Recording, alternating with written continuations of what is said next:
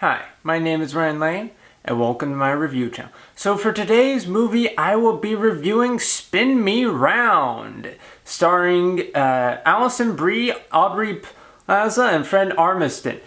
Anyway, so this film tells the story of Amber, played by Alison Brie. She's recently broken up with her boyfriend, is in debt, and she's the manager of a sort of a stand-in for Olive Garden, Tuscan Grove, as it's called in the movie. And while she is very good at the job, she's feeling burnt out and is kind of hoping for a new relationship to blossom romance. Well, she kind of gets her chance when she's sent on a all expenses paid vacation slash team building exercise of sorts when she gets sent to Italy, and she seemingly strikes up a romance with Tuscan Grove's founder, Nick Martucci. So, yeah, this film is a mess. Like, a massive, massive mess. Like, just on a plotting overall sense, the screenplay, like, certain actions never make sense and are never followed up. Like, there's a whole seeming gag about how some of the women seem to be disappearing in the movie, and, like, one character just disappears for a certain stretch of the movie, and when she does come back, it's such a weak explanation. It's like, why did you bother with that? It's also, the film it posits itself as a comedy, a dark comedy in that, but it's not very funny. Like, again, and I'm honestly not sure what it is that makes it not funny. Like, because the premise seems decent enough. It's like a bunch of dumb Americans going to Italy, culture shock, they act arrogant and such. It's like, okay, fine, I can work with that. And there are moments where I feel like on paper the joke should work. Like, for example, there's one moment where one of the guys, they're at this little team building event and they're told that they're about to meet the person who created the menu for the restaurant. It's like, okay, cool. It's like one guy assumes, said chef is a dude. And then it's revealed, that the person is a lady that created the menu. It's like, okay, all right, that seems funny, but I don't know if it's how the shot's timed, how it's framed, how it's edited, but for whatever reason, I just didn't find it funny.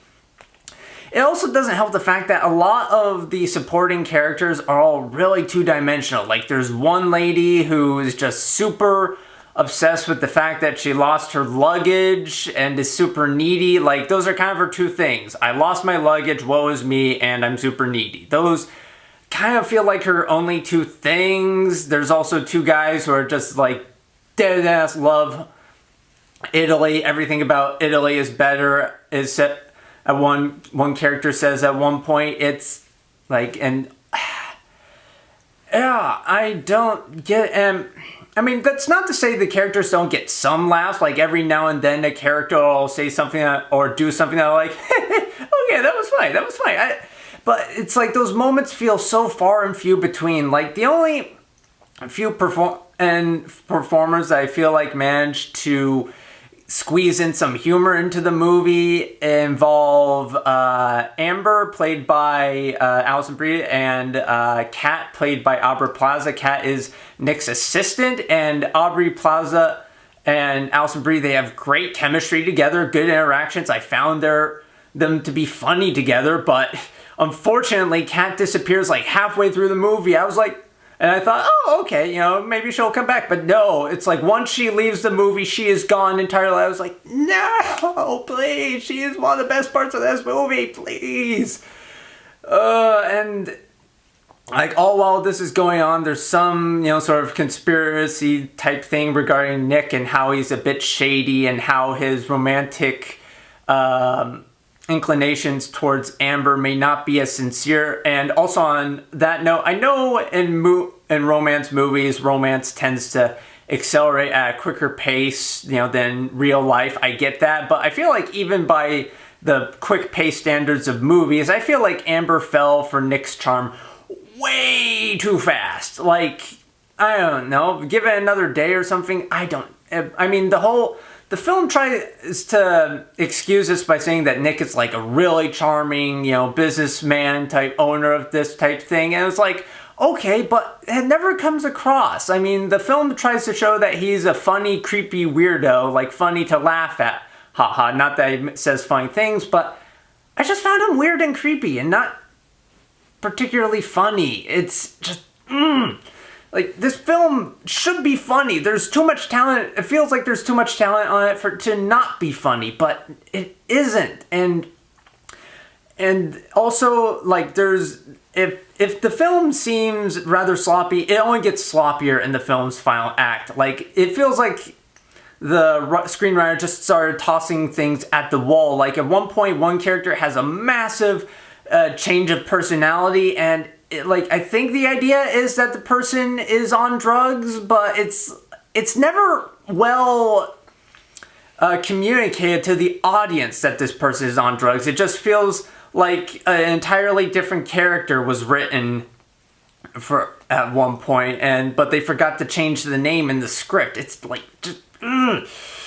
And it's like combine that with some weak payoffs. Also, like scenes, it feels like the film rushes and drags a bit in times. Like there's this one scene where the characters are literally going around in a circle introducing themselves, and it feels like it just goes on too long. And other times, like at the climax, it feels like it just rushes to the end. It's like the screenwriter is like, okay, I'm writing garbage. Let's just type, get to the end. But then it's like after the climax has happened, it's like things slow down. It's just, oh God, this is such a mess of a movie.